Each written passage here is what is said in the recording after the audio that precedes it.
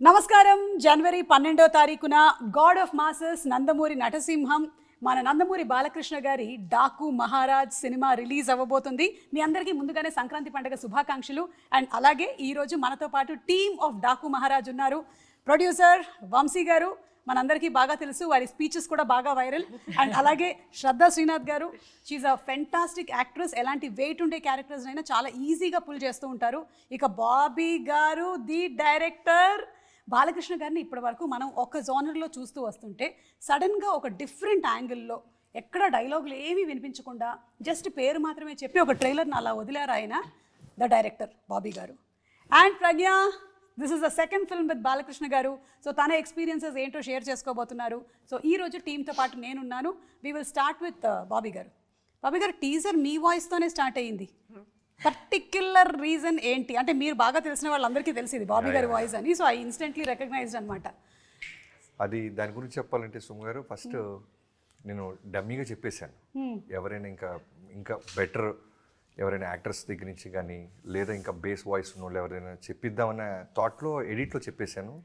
అదే బాలకృష్ణ గారికి సెండ్ చేసి ఆయన చాలా బాగుందన్నారు. మీ అందరం హ్యాపీ. ఫైనల్గా ఓ రోజు వెతుకుతున్నాం ఎవరి చేత చెప్పిస్తే బాగుంటుందని నేను వంశీ గారు మాట్లాడుకుంటుంటే సడన్గా బాలకృష్ణ గారు చేశారు. ఆ ట్రైలర్ అంతా రెడీ అయిపోయిందా, అది ఏంటమ్మా అంటే అన్నీ అయిపోయినాయి బాబు, డబ్బింగ్ ఒకటే చూస్తున్నాం. ఏం డబ్బింగు అన్నారు. నేను చెప్పేశాను కదా అన్నారు. మీ డబ్బింగ్ కాదు బాబు, దాని జోలికి రాము. ఇనీషియల్గా టేక్ ఆఫ్లో ఉంది చూసారా, అది ఎట్టి పరిస్థితుల్లో దాన్ని అలానే ఉంచండి బాబీ గారు, అస్సలు మార్చొద్దు. నాకు చాలా బాగా నచ్చింది. ఒక కథ చెప్తున్నట్టుంది, పైగా డైరెక్టర్ వాయిస్తో స్టార్ట్ అయితేనే ఆ ట్రైలర్కి న్యాయం జరిగింది అనిపిస్తుంది నాకు. దాన్ని యాజ్ డీజ్గా ఉంచండి అమ్మా అన్నారు. సో ఆయనకి రెస్పెక్ట్ ఇస్తూ ఎక్కడో నాకు చిన్న డౌట్ ఉన్నా సరే నమ్మకంతో రిలీజ్ చేసాం. బట్ జనానికి కూడా మీరు అన్నట్టు నా సర్కిల్కి వాళ్ళకి నా వాయిస్ అని తెలిసింది. బట్ చాలామంది కూడా వీడెవడో బెటర్గా మంచి వాయిస్ తెప్పించారని ఫీలింగ్ వచ్చింది. సూపర్ అండి. అండ్ ఒక్కసారి ఏమైనా రీక్రియేట్ చేస్తారా ఈ కథ వెలుగుని పంచే దేవుళ్ళది కాదు, చీకటిని శాసించే రాక్షసులది కాదు, ఆ రాక్షసుల్ని పాలించే రావణుడిది కాదు.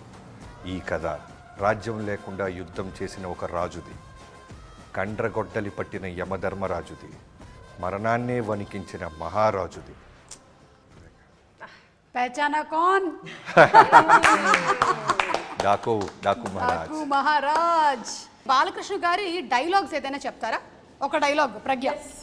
సమయం లేదు మిత్రమా, శరణమా రణమా. ఆ గండ్రగొడ్డలను ఒకసారి అక్కడ ఇవ్వండి. చూడు, ఒకవైపు చూడు, రెండో వైపు చూడాలనుకోకు, నెక్స్ట్ బర్త్డే ఉండదు. That was the loud said very subtle.